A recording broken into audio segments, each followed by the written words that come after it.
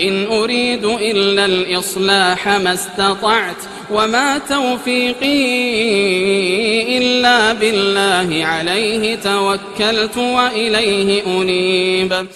میں تو اصلاح کرنا چاہتا ہوں جہاں تک بھی میرا بس چلے، اور یہ جو کچھ میں کرنا چاہتا ہوں اس کا سارا انحصار اللہ کی توفیق پر ہے، اسی پر میں نے بھروسہ کیا اور ہر معاملے میں اسی کی طرف میں رجوع کرتا ہوں۔ لا الہ الا اللہ واشہد ان محمدا عبدہ ورسولہ، اما بعد فإن خیر الحدیث کتاب اللہ وخیر الہدی ہدی محمد صلی اللہ علیہ وسلم وشر الامور محدثاتها وكل محدثة بدعة وكل بدعة ضلالة وكل ضلالة في النار۔ قال الله تبارك وتعالى في كلامه المجيد: أعوذ بالله السميع العليم من الشيطان الرجيم، بسم الله الرحمن الرحيم، يا أيها الذين آمنوا اتقوا الله حق تقاته ولا تموتن إلا وأنتم مسلمون واعتصموا بحبل الله جميعا ولا تفرقوا۔ اللهم صل على محمد وعلى آل محمد كما صليت على إبراهيم وعلى آل إبراهيم إنك حميد مجيد، اللهم بارك على محمد وعلى آل محمد كما باركت على إبراهيم وعلى آل إبراهيم إنك حميد مجيد۔ تمام قسم کی حمد و ثنا، کبریائی اور بڑائی اس خالق کائنات کے لیے لائق و زیبہ ہے جس نے ہمیں اور آپ کو پیدا فرمایا، اور بیش بہا درود و سلام اس ذات مبارکہ مقدسہ پر جو ساری کائنات کے لیے رشد و ہدایت بنا کر کے بھیجے گئے۔ برادران اسلام، نوجوان دوستوں، بزرگوں اور بھائیوں، ہماری آج کی چوتھی مجلس 3 جمادی الثانی 3 جمادی الاولی سن 1421 ہجری کو منعقد ہو رہی ہے، اور جیسا کہ آپ کو پتہ ہے کہ آج بھی ہماری تقریر کا جو موضوع ہے وہ وہی صالحین، بزرگوں، ولیوں، اللہ کے نیک بندوں کے سلسلے میں غلو اور بدعقیدگی کرنا ہے، جس کو ہم نے اپنی آسان زبان میں حد ہو گئی کا نام دیا ہوا ہے۔ یعنی اس طرح کی باتیں امت کے اندر پھیلائی گئی ہیں کہ جس کے اندر ایمان اور عقیدے کا جو قرآن و سنت سے ثابت ہیں، صحیح ہیں، ان کے بالکل برخلاف وہ باتیں ہیں۔ اس تعلق سے مسلسل 3 لیکچر آپ سن چکے ہیں، اور میں بلا کسی تمہید کے اپنی بات کو آگے بڑھاتے ہوئے چوتھی مجلس کا آغاز کرنا چاہتا ہوں۔ آئیے میں آپ کو لے کے چلوں ہمارے ہندوستان، پاکستان، بنگلہ دیش کے وہ حضرات جنہیں اپنی حنفیت پر یا اپنی سنیت پر بہت غرور اور بہت ناز ہے، اور جو لوگوں کے سامنے نہایت ہی مکاریوں اور عیاریوں سے خم ٹھونک کر، سینے تان کر امت کے سامنے اپنی بدعقیدگیوں کو بیان کرتے ہیں، اپنی کتابوں کے اندر لکھتے ہیں، اور ذرہ برابر بھی انہیں حیا اور شرم نہیں آتی کہ وہ اپنی نسبت قرآن اور سنت کی طرف بھی کرتے ہیں، اور اپنے آپ کو اہل سنت یا اپنے آپ کو سب سے بڑا سواد اعظم کے نام سے یاد کرتے ہیں۔ آئیے میں ذرا ان دریدہ دہن اور ان بدعقیدہ لوگوں کی کتابیں آپ کی خدمت میں پیش کروں، اور بتلاؤں کہ دیکھیے کس طرح سے انہوں نے نبی کریم صلی اللہ علیہ وسلم کی شان میں گستاخیاں کی ہیں، توہین کیے ہیں، اور وہ عقیدہ جو قرآن و سنت سے ثابت ہے اس عقیدے کا کس طرح سے انہوں نے تمسخر اور مذاق اڑایا ہے۔ میرے عزیز، میرے دوست، ہم سب کا یہ متفقہ اہل سنت والجماعت سلف کا، جو اہل سنت والجماعت ہیں، صحابہ کا، تابعین کا، تبع تابعین کا، ائمہ کا، سب کا یہ متفقہ فیصلہ ہے کہ جو مر جاتا ہے وہ دوبارہ زندہ دنیا کے اندر واپس نہیں لوٹتا ہے، نہ ہی زندہ واپس آتا ہے، چاہے وہ نبی ہو، چاہے وہ ولی ہو، چاہے وہ پیر ہو، چاہے وہ شہید ہو۔ لیکن افسوس کی بات یہ ہے، اور نہایت ہی افسوس کی بات یہ ہے کہ ہمارے ملکوں کے اندر جو لوگ اپنے آپ کو اہل سنت والجماعت کی طرف منسوب کرتے ہیں، یعنی ایک پارٹی بریلویت کی طرف منسوب ہے جسے بریلوی کہا جاتا ہے، اور دوسری پارٹی جو اپنے آپ کو اہل سنت والجماعت کہتی ہے جسے دیوبندیت کہا جاتا ہے، جو دیوبند سے پیدا ہوئے۔ میرے عزیزو، ان سب کے ہاں یہ عقیدے موجود ہیں کہ رسول اللہ صلی اللہ علیہ وسلم استغفر اللہ اور 1000 بار استغفر اللہ صرف یہی نہیں کہ وہ زندہ ہیں بلکہ وہ اپنی قبر کے اندر بھی زندہ ہیں، اور یہی نہیں بلکہ استغفر اللہ، میں نے احمد رضا خان صاحب کے حوالے سے وہ عقیدہ بھی بتایا تھا، یہ ملفوظات اعلیٰ حضرت کے حوالے سے، کہ اس کے اندر یہاں تک لکھا گیا ہے کہ رسول اللہ صلی اللہ علیہ وسلم کی خدمت میں آپ کی ازواج مطہرات پیش کی جاتی ہیں، نعوذ باللہ، اور آپ ان سے ہم بستری فرماتے ہیں، آپ ان سے شباشی فرماتے ہیں، استغفر اللہ۔ اور یہیں تک نہیں بلکہ اور آگے بڑھ کر کے آئیے میں آج وہ عقیدہ ثابت کروں جو علماء دیوبند کا عقیدہ ہے، جسے ہمارے بھولے بھالے عوام دیوبندی حضرات نہیں جانتے، جسے ہمارے اسی طرح جو احمد رضا خان کے ماننے والوں کا، جنہیں مجدد اعلیٰ مجدد دین و ملت اور نہ جانے کن کن القاب سے نوازا جاتا ہے، ان کا عقیدہ ہے نبی کریم صلی اللہ علیہ وسلم صرف یہی نہیں کہ زندہ ہیں بلکہ استغفر اللہ آج بھی دنیا کے اندر کبھی تخت کے اوپر، کبھی ہواؤں کے دوش پر، کبھی بدلیوں کے اوپر، کبھی یوں ہی چلتے ہوئے پہنچ جاتے ہیں، اور زندہ لوگ ان کی زیارت بھی کرتے ہیں، استغفر اللہ۔ اس قدر بدعقیدگی جو نہ کبھی زمین میں سمانے والی نہ آسمان میں سمانے والی۔ آئیے میں لمبی بات نہ کرتے ہوئے سب سے پہلے یہ ہمارے ہاتھ میں کتاب ہے امام احمد رضا اور ان کے مخالفین، یہ ہمارے استاد کی کتاب ہے بدر الدین احمد قادری رضوی مصطفی گورکھپوری، جس کے کئی حوالے میں دے چکا ہوں، فضل نور اکیڈمی چک سادہ شریف گجرات کی چھپی ہوئی، اور یہ کتاب جو ہے گجرات کی چھپی ہوئی ہے، اس کے اوپر قیمت وغیرہ تو نہیں لکھی ہوئی ہے، تب رہا کہ مولانا بدر الدین احمد قادری کے نام سے یہ کتاب اس وقت دنیا کے اندر وہ ہے۔ اب اس کے اندر انہوں نے ایک عقیدہ دیکھیے، انہوں نے یہ لکھتے ہیں کہ عالم بیداری میں زیارت کی دولت کبریٰ، عالم بیداری میں زیارت کی دولت کبریٰ، صفحہ نمبر 321 لکھتے ہیں کہ اعلیٰ حضرت ان شہیدان محبت میں ہیں جن کے نزدیک حاضری حرمین کا اصل مقصود آستانِ نبوت کی زیارت ہے، یعنی اعلیٰ حضرت ان عاشقوں میں سے ہیں جب وہ حج کرنے جاتے ہیں تو ان کی حاضری کا مقصد خانہ کعبہ نہیں بلکہ نبی کریم صلی اللہ علیہ وسلم کا دربار ہے۔ کہتے ہیں اگر زیارت کی نیت نہ ہو تو حج کعبہ کا کوئی لطف حاصل نہیں ہوتا، اور اس حج میں کوئی جان نہیں جو نیت زیارت سے وابستہ نہ ہو۔ چنانچہ اعلیٰ حضرت نے اس سفر مقدس کا بھی مقصود آستانِ نبوی کی زیارت ہی قرار دیا، یعنی خانہ کعبہ کا طواف نہیں، وہ نیت نہیں کہ ہم خانہ کعبہ جا رہے ہیں حج کرنے، نہیں، بلکہ نبی کریم صلی اللہ علیہ وسلم کے آستانے کی زیارت کرنے جا رہے ہیں، استغفر اللہ۔ آپ اپنی نعتیہ تصنیف حدائق بخشش میں لکھتے ہیں کہ اس کے طفیل حج بھی خدا نے کرا دیے، اصل مراد حاضری اس پاک در کی ہے۔ کہتے ہیں کعبے کا نام تک نہ لیا، طیبہ ہی کہا، کعبے کا نام تک نہ لیا، طیبہ ہی کہا، پوچھا تھا جس نے مجھ سے کی نہضت کدھر کی ہے، یعنی روانگی کس طرف کی ہے، تو جس نے بھی پوچھا تو اعلیٰ حضرت نے ہم نے یہی کہا کہ ہم طیبہ کی طرف جا رہے ہیں، کعبہ کا نام تک نہ لیا۔ بڑے فخر کے ساتھ یہ بدنصیب بیان کر رہے ہیں، استغفر اللہ۔ کہتے ہیں کہ حدیث شریف میں آیا ہے کہ وَإِنَّ لِكُلِّ امْرِئٍ مَّا نَوَىٰ، آدمی جس طرح کی نیت کرتا ہے اسے وہ چیز ملتی ہے۔ کہتے ہیں کہ خاص و عام کا زبان زد ایک مقولہ بھی ہے کہ جیسی نیت ویسی برکت۔ پھر اعلیٰ حضرت کا یہ سفر مقدس چونکہ خاص مقصود اقدس صلی اللہ علیہ وسلم کی زیارت پاک کے لیے تھا اور نیت بالکل خالص تھی، اس لیے اللہ کے پیارے رسول سرور عالم صلی اللہ علیہ وسلم نے اپنے سچے عاشق احمد رضا کے لیے دنیاوی، سنیں غور سے، اپنے سچے عاشق احمد رضا کے لیے دنیاوی حجابات ہٹا کر اس طرح کرم فرمایا کہ عبد المصطفیٰ احمد رضا نے اپنے آقا و مولا سید عالم صلی اللہ علیہ وسلم کو بیداری کی حالت میں اپنے سر کی آنکھوں سے دیکھا اور زیارت مقدس کی اس خصوصی دولت کبریٰ اور نعمت عظمیٰ سے شرفیاب ہوئے، استغفر اللہ۔ یعنی اعلیٰ حضرت، سمجھ میں آئی بات کی نہیں آئی؟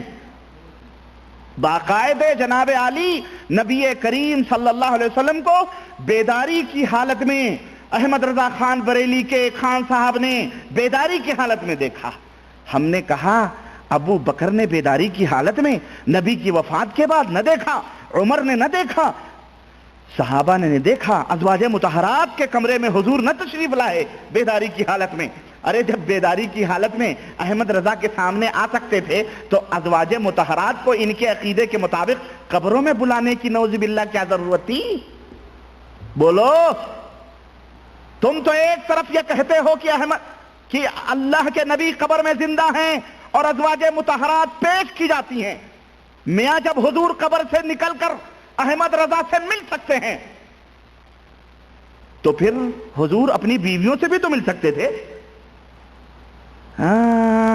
یہ حد ہو گئی، واقعی حد ہو گئی، حد ہو گئی گپ کی، اور حد ہو گئی اس بدعقلی کی.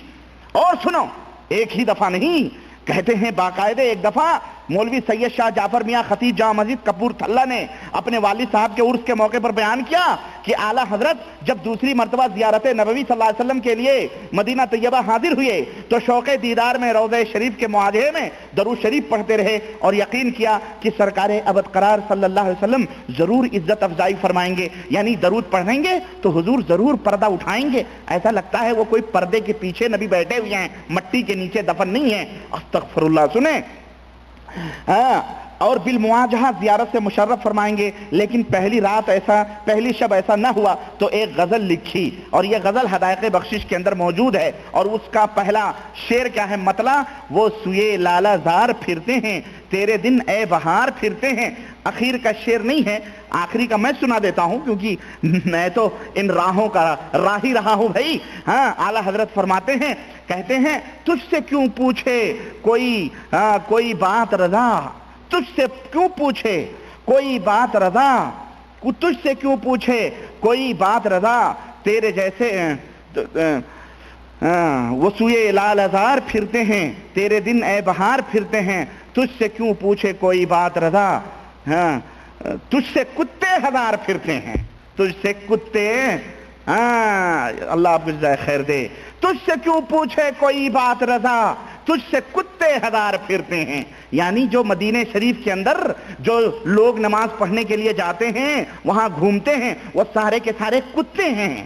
جیسے یہ بریلی کا کتا یہاں سے اٹھ کر کے وہاں گیا تھا، اپنے آپ کو کہتا نا تجھ سے کتے، یعنی تیرے جیسے کتے. تو جتنے بھی ولی اللہ، جتنے بھی مومنین ہیں نعوذ باللہ، سارے کے سارے وہاں کتے پھرتے ہیں. بے غیرتی کی حد ہو گئی. بے غیرت تو اپنے آپ کو کتا کہہ، تو کتا، تیرا باپ کتا، تیرا دادا پردادا کتا، تو اپنے آپ خنزیر بھی کہہ لے، ہمارے باپ کا کیا جاتا ہے. لیکن کم از کم عام مسلمانوں کو تو کتا نہ کہو. کسی صحابی نے اپنے آپ کو کتا نہیں کہا، لیکن ہم سے تم سے زیادہ رسول اللہ صلی اللہ علیہ وسلم کی عزت اور ان کا احترام اور ان سے محبت کرنے والے وہ لوگ تھے. لیکن کسی نے اپنا نام کلب محمد صلی اللہ علیہ وسلم کا کتا نہ رکھا، نہ اپنے بیٹوں کا، نہ اپنے پوتوں کا، نہ ائمہ نے، نہ صحابہ نے، نہ تابعین نے، کسی نے بھی نہیں. لیکن یہ انڈین پالتو کتے، انگریزوں کے کتے، یہ اب امت کو گمراہ کرنے کے لیے اپنے آپ کو کتے بھی بن رہے ہیں، بلی بھی بن رہے ہیں، خنزیر بھی بن رہے ہیں. استغفر اللہ. کہتے ہیں تجھ سے کیوں پوچھے کوئی بات رضا، تجھ سے کتے ہزار پھرتے ہیں. بہرحال یہ غزل پوری ہے انہوں نے کہی مواجہہ اقدس میں عرض کر کے انتظار میں مؤدب بیٹھے تھے کہ قسمت جاگ اٹھی، اور پھر قسمت جاگ اٹھی، پھر قسمت جاگ اٹھی، اور سر سے بیداری میں زیارت حضور اقدس صلی اللہ علیہ وسلم سے مشرف ہوئے.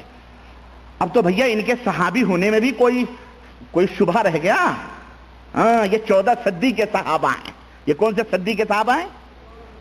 14 صدی کے انڈین صحابہ ہیں. یہ اعوذ باللہ، اعوذ باللہ. یہ انڈین ولی اللہ صحابہ لوگ ہیں. یہ آئیے، یہ کس کا چہرہ ہے؟ یہ مجدد دین ملت فاضل بریلوی امام احمد رضا کانفرنس منائی جا رہی ہے ہمارے ملکوں میں.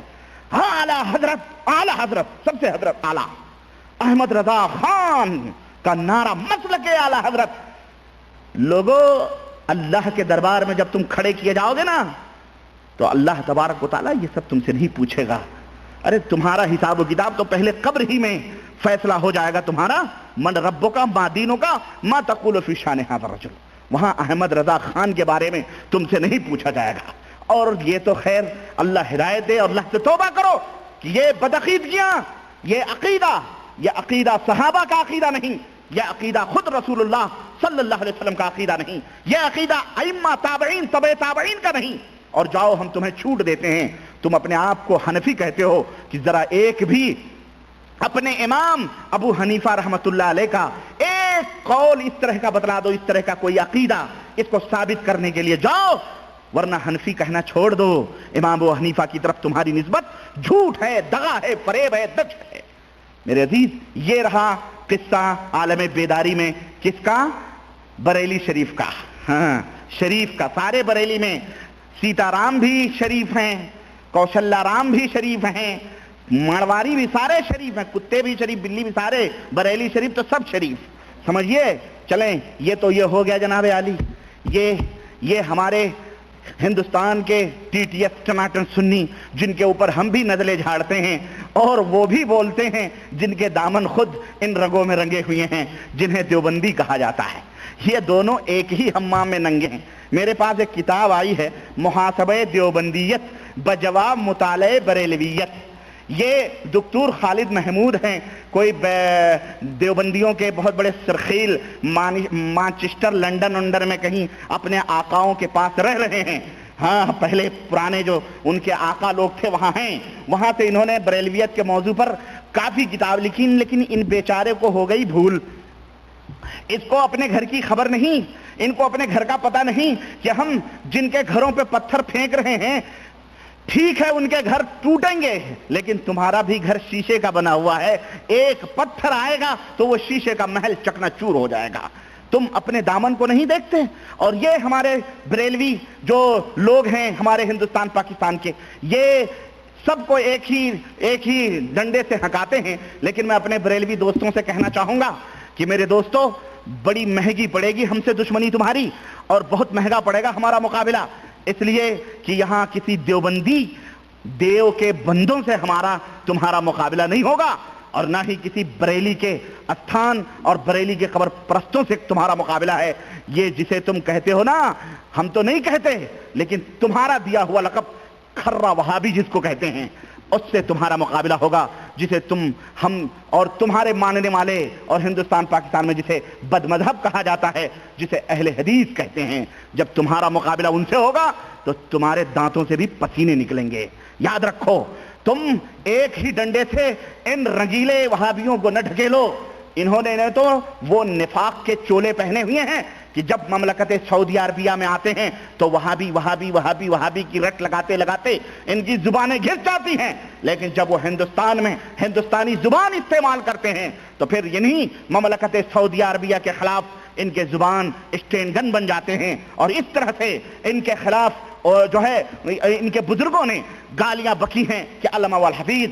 اس لیے بیٹا ہم سے گفتگو کرنا ہے تو دیوبندیت کے چولے سے نہیں. معاف کرنا, میں دیوبندی نہیں, نہ میں کوئی بریلوی ہوں, نہ میری نسبت کسی اور کی طرف ہے. میری نسبت کتاب اللہ اور سنت رسول اللہ صلی اللہ علیہ وسلم کی طرف ہے. میں ایک طالب علم ہوں اور یہ قرآن و سنت کا ایک چوکیدار ہوں. جب اس سے تمہارا پالا پڑے گا تو پھر تمہیں پتا چلے گا. تم نے یہ اس کتاب کے اندر جس نے یہ کوئی ہے محمد حسن علی رضوی, اس نے خوب لتھیڑا ہے اس کو اور صحیح بات کی ہے, کیونکہ جب اس نے یہی کہا ہے کہ جب تمہارے بھی گھر شیشے کے ہیں اور ہمارے بھی گھر شیشے کے ہیں, ہمارے گھر پہ تم پتھر پھینکو گے تو ہم لازمی طور پر تمہارے گھر پر بھی پتھر پھینکیں گے. اور جہاں تک تم پیر پرستی کا ہمیں تانا دیتے ہو تو تم سے زیادہ اس روئے زمین پر, دیوبندیوں سے زیادہ پیر پرست اس روئے زمین پر کوئی پیدا ہی نہیں ہوا ہے.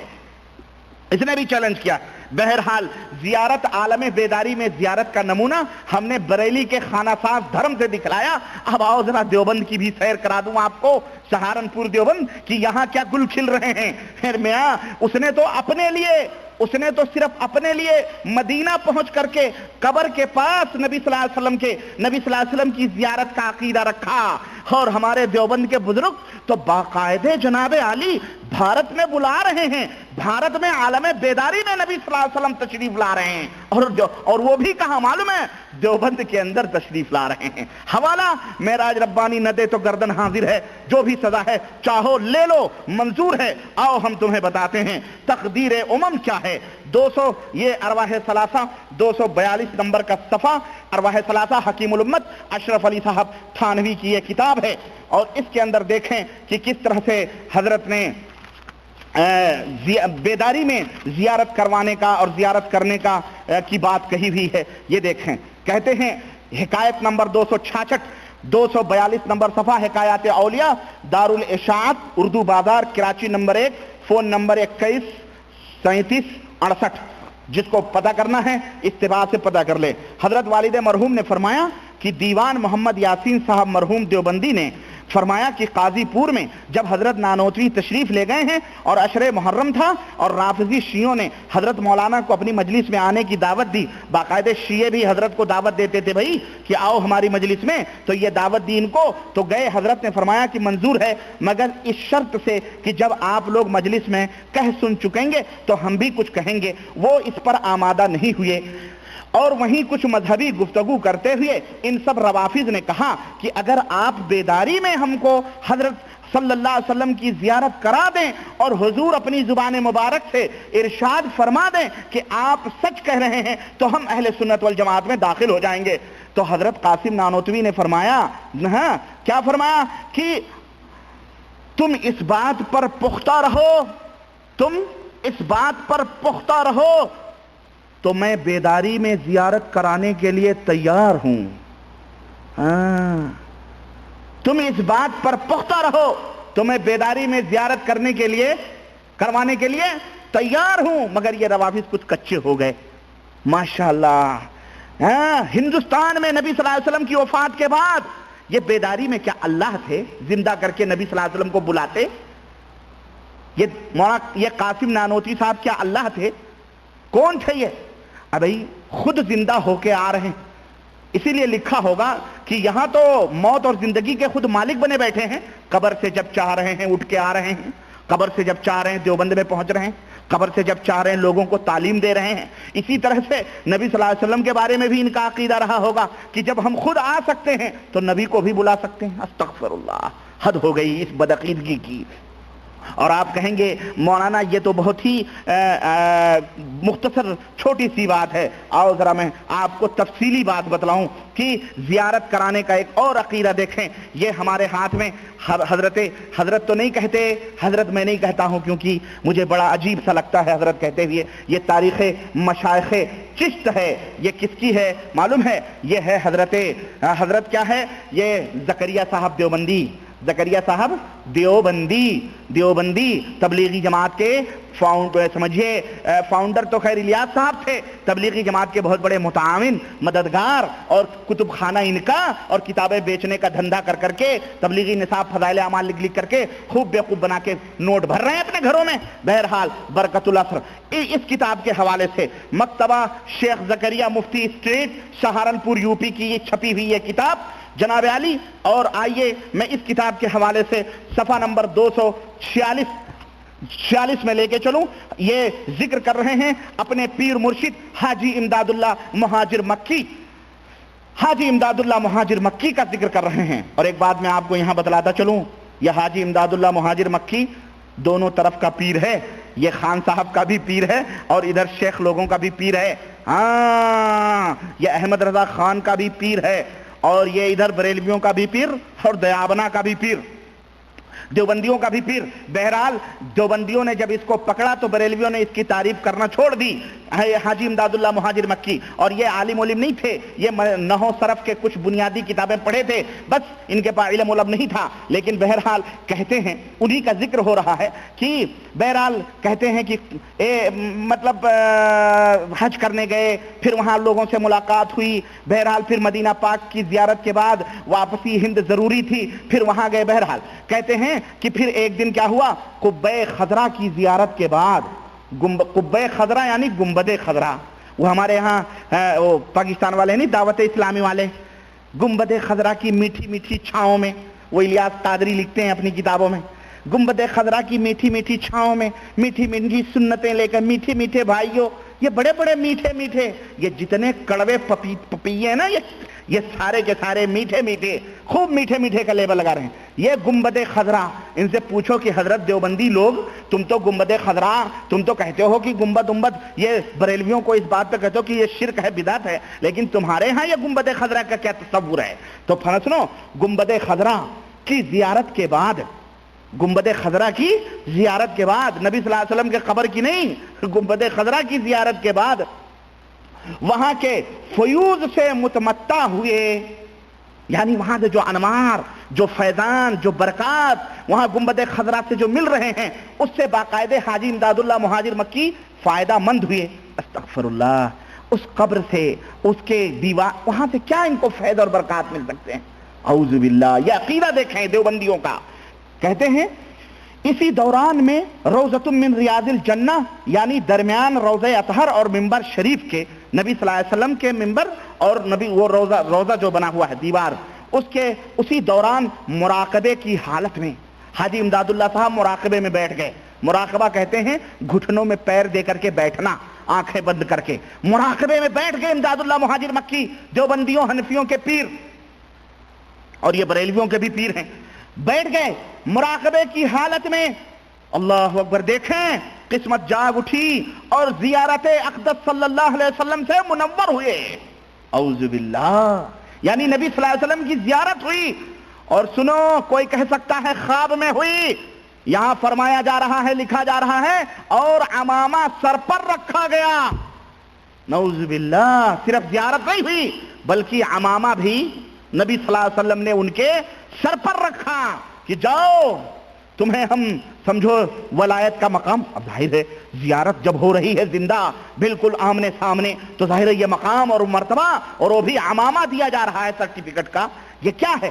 کہتے ہیں مدینہ منورہ میں حضرت شاہ غلام مرتضی صاحب جھنجھانوی ثم المدنی سے بھی اب اس کے بعد میں کہتے ہیں اس کے بعد سن 1262 ہجری میں ان سے ہندوستان کی طرف حضرت نے کوچ فرمایا اور مکہ اور مدینہ چھوڑا. تو بہرحال اس طرح سے جناب علی حاجی امداد اللہ مہاجر مکی جو اعلیٰ حضرت ہیں دیوبندیوں کے تو پیر نے بھی زیارت کی ہے تو جناب احمد رضا خان نے بھی باقاعدہ زیارت کی ہے. دونوں ایک جگہ. اب آئیے اور آگے بڑھتے ہیں.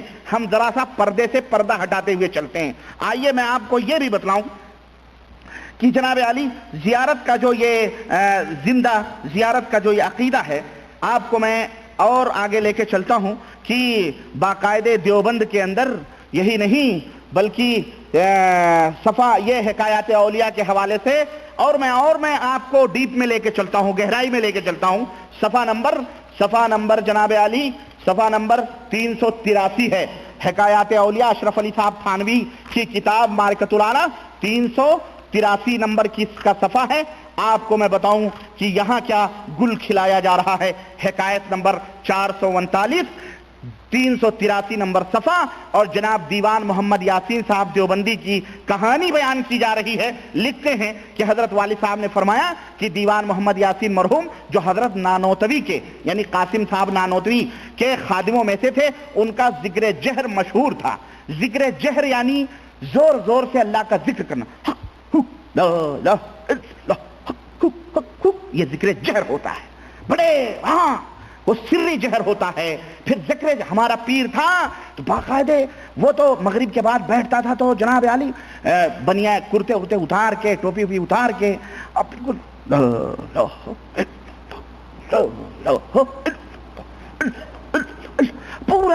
پوری مسجد گونجتی تھی. ذکر جہر ہوتا ہے. اور اخیر میں ایک دفعہ کہتا تھا محمد رسول اللہ. اس طرح یہ ذکر جہر تو یہ دیوبندیوں کے ہاں بھی ہو رہا ہے. یہ کون ہے؟ یہ محمد یاسین صاحب دیوبندی. اور ان کا ذکر جب ہوتا تھا تو کیا ہوتا تھا؟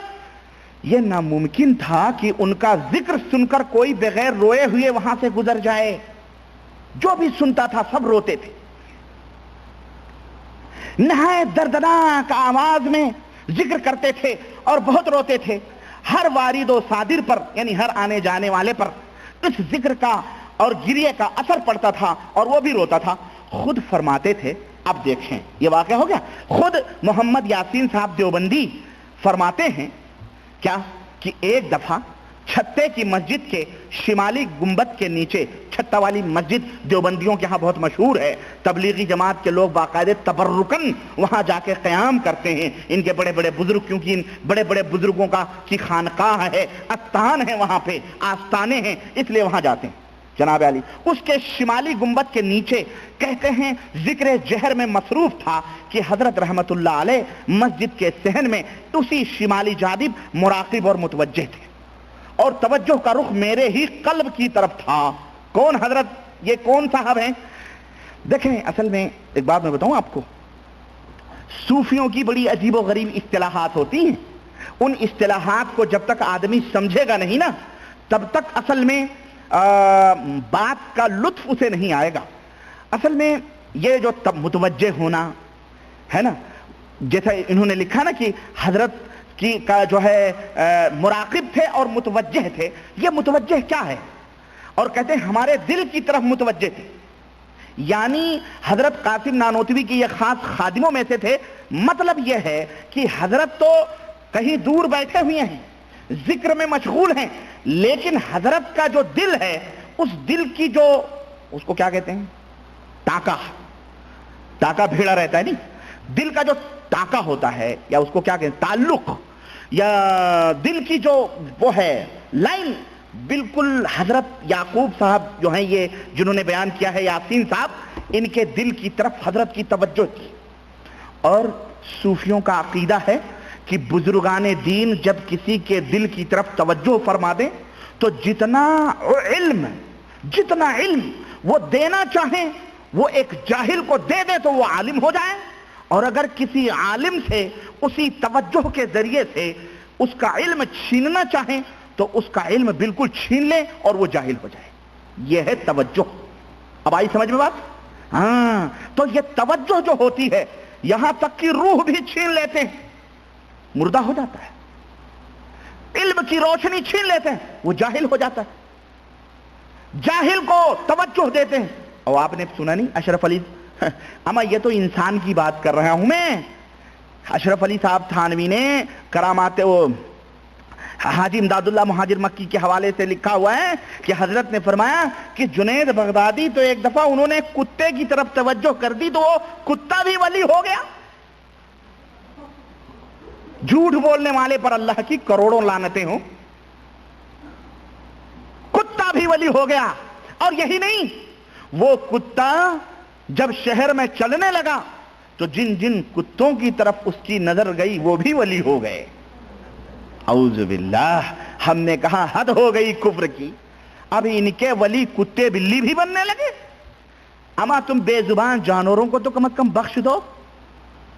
سنیں تو یہ ہے توجہ. یاسین یہ دیوبندیوں کا عقیدہ ہے، بریلویوں کا عقیدہ ہے، یہ جتنے صوفیوں کے رگوں میں رگے ہوئے گمراہ لوگ ہیں سب کا یہی عقیدہ ہے.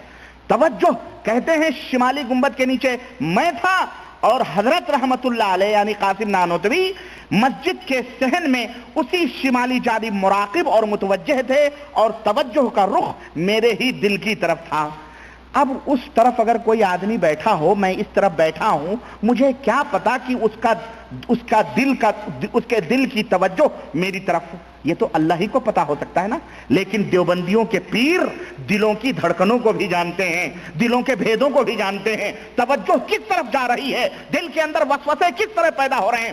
دیوبندیوں کا پیر، حنفیوں کا یہ پیر سب کچھ جانتا ہے. اعوذ باللہ اور نعوذ باللہ ایسے بدعقیدگی پر، اور ہم اس عقیدے کو کفر سمجھتے ہیں. ہمارا یہ عقیدہ ہے کہ رب ذوالجلال نے قرآن کریم میں ارشاد فرمایا کہ وَيَعْلَمُ مَا تُسِرُّونَ وَمَا تُعْلِنُونَ، اے میرے بندے جو تم چھپاتے ہو، جو تم ظاہر کرتے ہو، وہ میرے سوا کوئی نہیں جانتا ہے. وہ صرف اللہ وحدہ لا شریک ہے جو ہمارے سینوں کے بھیدوں کو جاننے والا ہے. لیکن دیوبندیوں کا یہ پیر توجہ کر رہا ہے تو اس دیوبندی کو پتا چل رہا ہے کہ حضرت کی توجہ میرے دل کی طرف ہے. اب اس توجہ کا نتیجہ سنو ذرا، اور آؤ آگے میں بڑھاؤں.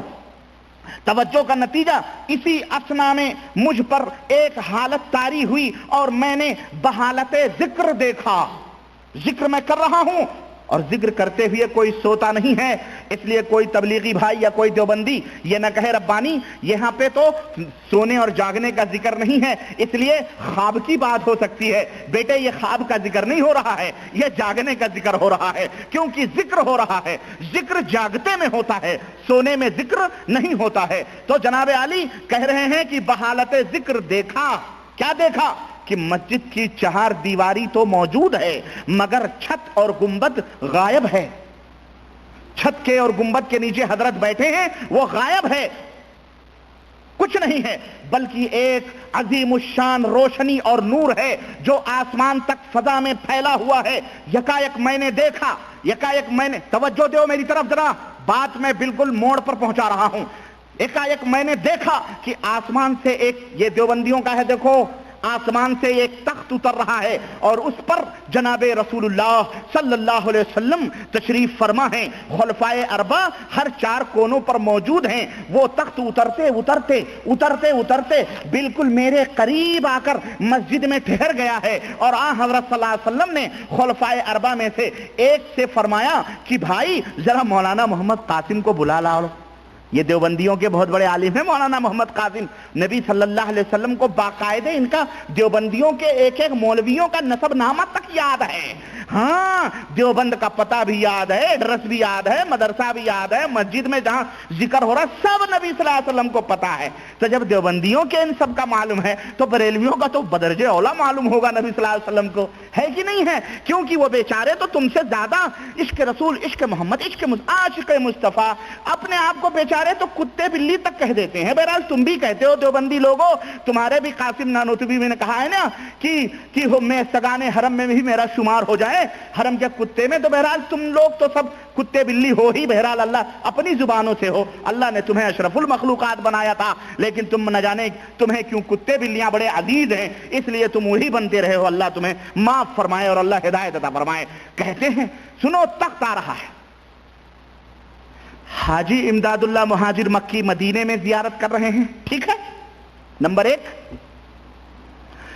احمد رضا خان صاحب ان کے جو مرید ہیں مدینے میں زیارت کر رہے ہیں، نمبر دو۔ اب یہ دیکھیں دیوبندیوں کا اگلا قدم کہاں اٹھ رہا ہے، نبی تخت پہ سوار ہو کر کے باقاعدہ دیوبند آ رہے ہیں، ہاں دیوبند آ رہے ہیں، اور سنو کہہ رہے ہیں کہ مولانا محمد قاسم کو بلا لاؤ۔ وہ تشریف لے گئے۔ اب ان سے پوچھو کہ نبی صلی اللہ علیہ وسلم تو عربی بولتے تھے، تو عربی میں تو مولانا تو نہیں کہا جاتا ہے کسی عالم کو، تو یہ کون سی عربی ہے نبی صلی اللہ علیہ وسلم بول رہے ہیں بھائی؟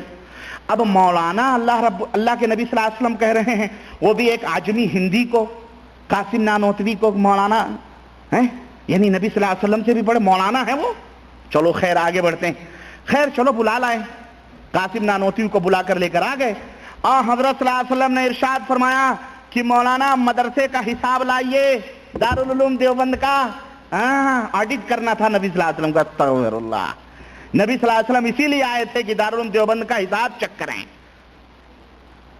اعوذ باللہ، حد ہو گئی، حد ہو گئی مسلمانوں، واقعی حد ہو گئی اس بدباطنی کی اور بدعقیدگی کی۔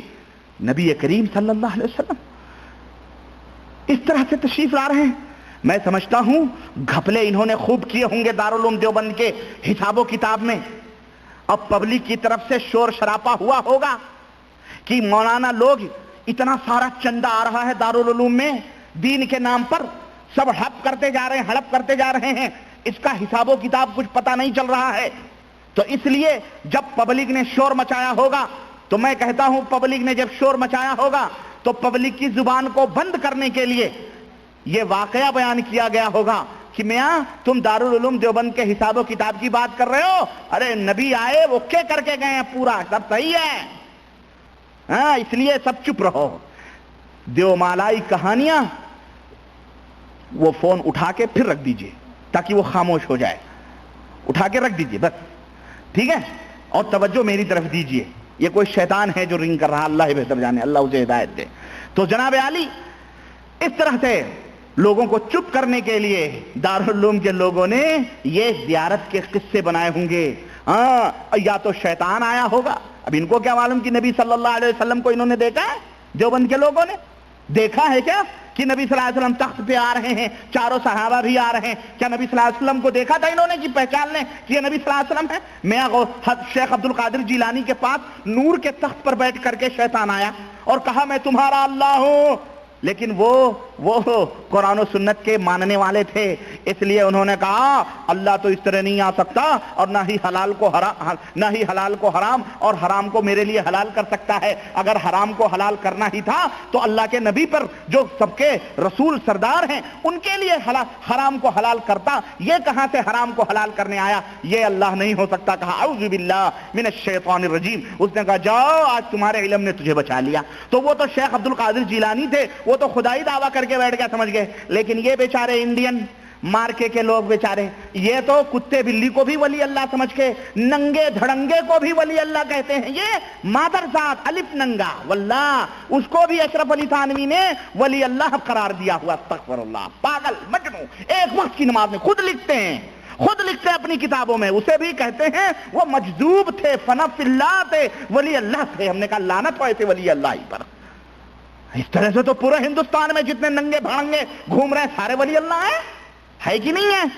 سنو، عرض کیا حضرت یہ حساب و کتاب حاضر ہے، اور یہ کہہ کر حساب بتلانا شروع کیا اور ایک ایک پائی کا حساب دیا، دال کتنے میں، مرچی کتنے میں، نمک کتنے میں، چاول کتنے میں، دھنیا کتنے میں، گوشت کتنے میں، ڈنڈی، سب کچھ بتایا ہوگا، پورا ایک ایک پائی کا حساب کتاب دیا۔ حضرت صلی اللہ علیہ وسلم کی خوشی اور مسرت کی اس وقت کوئی انتہا نہ تھی، دارالعلوم کا حساب دیکھ کر بڑے خوش تھے نبی صلی اللہ علیہ وسلم، اور بہت ہی خوش ہوئے اور فرمایا کہ اچھا مولانا اب اجازت ہے؟ عرض کی، حضرت نے عرض کیا جو مرضی مبارک ہو۔ اس کے بعد وہ تخت آسمان کی طرف عروج کرتا ہوا نظروں سے غائب ہو گیا۔ بتاؤ، یہ 3 کہانیاں ہیں۔ ہاں، میں کہتا ہوں کہ یہ کہانی جو دیوبند کی ہے یہ 4 ہاتھ دونوں کہانیوں سے آگے ہے کہ نہیں؟ ہاں، تم نے کہانی کہی، تم سب سے بڑے عالم بن رہے ہو، تو ہم کون سے پیچھے ہیں؟ ہمارے دیوبندی مولوی بھی اسی میں ہوئی ہے۔ جب مقابلہ شروع ہوا، کمپٹیشن شروع ہوا، تو ایک نے ایک سے بڑھ کر کے آگے کی جو ہے کہانی بنائی ہے، اور اس طرح سے جناب علی اپنے آپ کو، اپنے بزرگوں کو، اپنے آپ کو ولایت کے مقام پر ثابت کرانے کی۔ امت تو بیچاری سب سے پہلے گلا تو گھونٹ دیا، اہل مدرسہ نے تیرا کہاں سے آئے صدا لا الہ الا اللہ۔ چاروں طرف ہندوستان، پاکستان، بنگلہ دیش اور افغانستان میں تصوف کا، صوفیائیت کا ننگا ناچ ناچا جا رہا تھا، توحید کا تمسخر اور مذاق اڑایا جا رہا تھا، چاروں طرف شرک اور بدعات کی گھٹا ٹوپ تاریکیاں تھیں، چاروں طرف حنفیت کے نام پر امت محمدیہ صلی اللہ علیہ وسلم کو قرآن و سنت سے دور کر دیا گیا تھا۔ تو کہاں سے لوگ بیچارے، کہاں سے لوگ حقیقتوں کو سمجھتے؟ کتابوں کو دریا برد کر دیا گیا، لوگوں کی نظروں سے چھپا دیا گیا، قرآن و سنت کی تعلیمات سے بے بہرا۔ اب ایسی کہانیاں بنا بنا کر امت کو اس طرح الجھا کر کے، اور عقیدت و محبت کا روب اور اپنی ولایت اور اپنی عظمت اور اپنی بڑائی کا روب ان کے دلوں میں بٹھا بٹھا کر کے ان کے جیبوں پہ خوب ڈانکے ڈالے گئے، اور آج تک ڈالے جا رہے ہیں۔ لیکن اے امت محمدیہ کے لوگوں، اے ہندوستان کے مسلمانوں، اے پاکستان کے مسلمانوں، اے بنگلہ دیش کے مسلمانوں، اے جہاں دنیا میں میری آواز سننے والے لوگوں، اب آنکھیں کھولو، یہ ربانی کی بات نہیں ہے، یہ ان کے گھر کی کہانیاں ہیں جنہیں ان بیٹا لوگوں کو خود پتا نہیں ہے، ان کے اپنے گھر کا پتا نہیں ہے، ورنہ یہ ایسی باتیں ہرگز نہ کہیں۔ یہ دیکھو، یہ ان کی کتابیں ہیں، یہ میرے باپ کی کتابیں نہیں، نہ میرے باپ نے یہ کتابیں لکھی، نہ میرے باپ کی کوئی پریس ہے۔ اس لیے امت کے لوگوں اب آنکھیں کھولو، اور ان کے چہروں سے جو تقوی اور پرہیزگاریاں کا جو چولا پہنا ہوا ہے، اس کے پیچھے چھپے ہوئے بھیانک شیطانی چہروں کو پہچاننے کی کوشش کرو۔ یہ بدعقیدہ، بدمذہب لوگ ہیں، اسی لیے یہ ان کو کچھ چھیڑنے سے پہلے یہ ہمیں کہتے ہیں کہ یہ بدمذہب ہیں، یہ لا مذہب ہیں، یہ، اور ہمیں آمین رفع دین پہ ٹکایا ہوا ہے کہ آمین رفع دین پہ ہمارا جھگڑا ہے۔ اے دیوبند کے لوگوں، اور اے اپنے آپ کو دیوبندی کہنے والوں، اور اے بریلویت کے دلدادہ لوگوں، ہمارا جھگڑا آمین رفع دین پہ نہیں ہے، ہمارا جھگڑا بنیادی طور پر عقیدے سے شروع ہوتا ہے۔ یہ بدعقیدگیاں قرآن و سنت کبھی برداشت نہیں کر سکتے، یہ بدعقیدگی ہے، اور ہمارا جہاد اس بدعقیدگی کے خلاف ہے۔ آمین رفع دین، تمہارا ایمان ہی صحیح نہیں ہے تو تمہیں ہم آمین رفع دین کروا کے کریں گے کیا؟ فائدہ کیا ہے؟ تم آمین کہہ لو، تم رفع دین کہہ لو، تو اس سے فائدہ کیا ہوگا؟ جب عقیدہ ہی درست نہیں ہے، عقیدہ ہی مشرکانہ ہے، تو تم آمین رفع دین کر کے کیا کرو گے؟ کوئی فائدہ نہیں ہے۔ اس لیے اب ہمیں ان دلدلوں میں پھنسانے کی کوشش نہ کرو، اور دنیا کے سامنے یہ نہ کہو یہ اہل حدیث لوگ ہیں، یہ بد مذہب ہیں، یہ وہابی ہیں، ہمارا ان کا جھگڑا آمین رفع دین کا نہیں۔ بیٹا، آمین رفع دین کا جھگڑا نہیں ہے، جھگڑا ہمارا تمہارا ایمان اور عقیدے کا ہے۔ تمہاری یہ بدعقیدیاں جو دارالعلوم دیوبند سے نکل رہی ہیں، جو تمہارے مشائخ لکھتے ہیں، یہ اشرف علی حکیم الامت بنے بیٹھے ہیں، یہ برکات الاثر اور پتہ نہیں کیا کیا قطب العالم اور غوث الاعظم بنے بیٹھے ہیں، ان کی بدعقیدیاں تم کہاں چھپاؤ گے، کہاں لے جاؤ گے؟ یہ مجدد دین بدعت اعلیٰ حضرت جس کو تم نے کہا ہے احمد رضا خان کو، کتنا پردہ ڈالو گے؟ لیکن ہم تمہیں انشاءاللہ تبارک تعالیٰ ننگا کریں گے اور امت کے سامنے وہ مکروہ چہرے انشاءاللہ کھول کھول کے رکھتے رہیں گے انشاءاللہ تبارک تعالیٰ۔ آؤ آگے بڑھتے ہیں، ہم نبی کی زیارت کا مسئلہ حل ہوا، آؤ ذرا ملفوظات اعلیٰ حضرت کا ایک دفعہ پھر دیدار کرتے ہیں، ہے نا؟ یہ ہیں احمد رضا خان، جلد نمبر 2 صفحہ نمبر 82، جلد نمبر 2، اور کھل ہی گیا، وہی کھل گیا الحمدللہ، مجھے پلٹنے کی ضرورت نہیں، مجھے ایسا لگتا ہے صفحے صف باندھ کر کھڑے ہوئے ہیں کہ مجھے جلدی بیان کیا جائے، لوگوں تک پہنچایا جائے، تاکہ لوگ ان بدباطن لوگوں کے ان بھیانک اور خطرناک عزائم کو اور ان کی بدعقیدیوں کو پہچانیں اور توبہ کریں اور قرآن و سنت کے میٹھی میٹھی چھاؤں میں آئیں اور اللہ اور اس کے رسول سے ویسی محبت کریں جس طرح سے حضرت صحابہ کرام رضوان اللہ علیہم اجمعین محبت کیا کرتے تھے۔ یہ کہتے ہیں حضرت ایک بار حضرت سیدی اسماعیل حضرمی اجلے اولیاء کرام میں سے ہیں، ایک قبرستان سے گزرے، امام محب الدین طبری کی جو کہ اکابر محدثین میں سے ہیں ہم رکاب تھے، حضرت سیدی اسماعیل نے ان سے فرمایا اتؤمن بکلام الموتى، کیا آپ اس بات پر ایمان لاتے ہیں کہ مردے زندوں سے کلام کرتے ہیں؟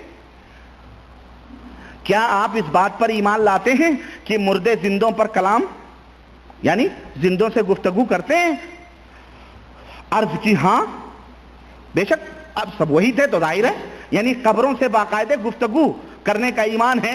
صحابہ کرام کا تو ایمان و عقیدہ نہیں تھا، تابعین کا ایمان و عقیدہ نہیں تھا، تبع تابعین کا ایمان و عقیدہ نہیں تھا، یہ آگے پیچھے حضرت اور سیدی اور مولائی اور قبلائی، اس سے دھوکہ نہ کھانا، یہی یہ القاب ہیں کہ یہ گدھے گھوڑے پہ بھی لگا کر کے اسے ولی اللہ قرار دے دیتے ہیں، ہاں چوہڑے چماروں کو بھی دے کر کے ولی حضرت بلائی خالہ رحمت اللہ علیہ، حضرت بھینسے سور رحمت اللہ علیہ، حضرت بٹیر شاہ رحمت اللہ علیہ، واللہ بتا رہا ہوں یہ دیکھو حکایات، یہی ہے اشرف علی صاحب تھانوی نے ایک بٹیر شاہ کا واقعہ لکھا ہے، سوچو ان کے ولیوں کے نام بھی اسی طرح کے رہتے ہیں، بٹیر شاہ، ملنگ شاہ، پتنگ شاہ، طوطے شاہ، ہریالے شاہ، اجالے شاہ۔ بہرحال کہتے ہیں ہاں بھائی ایمان لاتے ہیں، لیکن یہ اسلام کا عقیدہ نہیں ہے اور نہ ایمان کا عقیدہ ہے کہ کوئی بندہ مردوں سے ہم کلام ہو، ہرگز نہیں، یہ قرآن و سنت کے خلاف عقیدہ ہے، یہ قرآن و سنت کے یہ قرآن و سنت والا عقیدہ نہیں ہے، یہ ان ہندوستان کے بریلی سے نکلا ہوا میڈین بریلی عقیدہ ہے احمد رضا خان کا۔ اب یہ کون ہے؟ محب الدین طبری اور یہ جو اس سید حضرمی جو بیان کر رہے ہیں سیدی فیدی لگا کر، اس سے ہمیں دھوکہ نہیں کھانا ہے، اصل نام سے اسے کہتے ہیں۔